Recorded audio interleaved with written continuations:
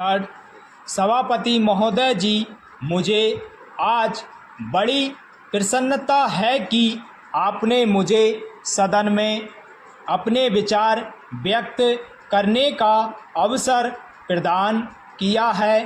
देश में बढ़ती हुई बेरोजगारी एवं गरीबी के कारण लोगों को बहुत कष्ट उठाना पड़ता है। लोकतंत्र में जनता के द्वारा चुनी हुई सरकार का यह दायित्व है कि वह जनता के हितों को ध्यान में रखकर अपनी योजनाएं बनाए और उनका लाभ आम जनता को मिल सके, यह सुनिश्चित करें। मैं सदन का ज़्यादा समय नहीं लूँगा। मैं केवल एक दो बातों की ओर वित्त मंत्री और सरकार का ध्यान खींचना चाहता हूं। आज बिजली के मामले में बिहार की हालत बहुत ही नाजुक है। ख़ास तौर से पिछले 5-7 दिनों से गांवों में परेशानी बहुत बढ़ गई है। मैंने देखा है कि कई ज़िलों में पिछले कई दिनों से बिजली नहीं है। नतीजा यह हुआ है कि जो फसल बोई गई है उसको पानी नहीं मिल पाया है। वहाँ पहले से ही अकाल की स्थिति है। बिजली ठीक तरह से ना मिलने के कारण किसानों की फसल बर्बाद हो रही है। इसलिए बिजली को और अधिक फैलाने की बात को छोड़कर सरकार उसकी पूर्ति की ओर ध्यान दे। जो माननीय सदस्य बोलते हैं वे बातें करीब करीब वही करते हैं जो हम कर रहे हैं। दोनों में कोई फ़र्क नहीं है।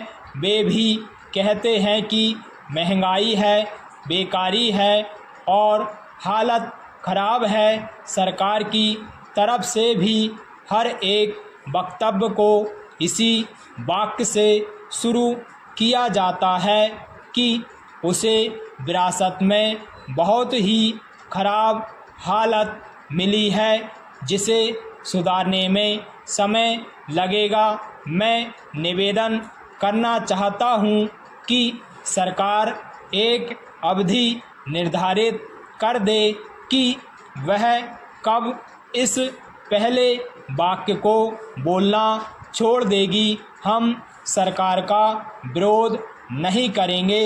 वह हमको भाषण लिखकर दे और बता दे कि वे क्या करेंगे। हम वैसे ही इस सदन में और बाहर जनता के सामने बोलेंगे, लेकिन वह देश की हालत को सुधारे। आज चारों तरफ हालत बिगड़ रही है। आज गांवों में कोई व्यवस्था नहीं है। सरकार हम लोगों को कब तक दोष देती रहेगी। आज गांवों में हालत बहुत खतरनाक ढंग से बिगड़ रही है। मैं बड़ी जिम्मेदारी और गंभीरता के साथ यह बात कह रहा हूँ। आखिर सरकार का और हमारा काम एक ही है। पैरा सभापति महोदय, गेहूं का उत्पादन बहुत कम हो गया है। भाव अभी ऊंचे हो रहे हैं, आगे और भी ऊंचे होंगे। आगे आप फिर कहेंगे कि आयात के बिल बढ़ रहे हैं, पेट्रोल और डीजल के दाम बढ़ गए हैं, तो आप मुसीबत में फंस गए हैं। इसलिए आप गंभीरता से सोचें। कुछ हमसे सहायता लेना चाहते हैं तो लें, जिस तरह से भी लेना चाहते हैं लें। हालत सब तरफ से ख़राब है। बिजली खराब है, कोयला खराब है, तेल नहीं मिल रहा है, किसानों के काम सब तरफ से रुके हुए हैं, गांवों के अंदर इतनी महंगाई बढ़ रही है कि गरीबों के प्राण निकल रहे हैं और आगे यह महंगाई ज़ोर से बढ़ेगी। अंत में मैं आपसे निवेदन करना चाहता हूं कि आप बिहार प्रदेश के लिए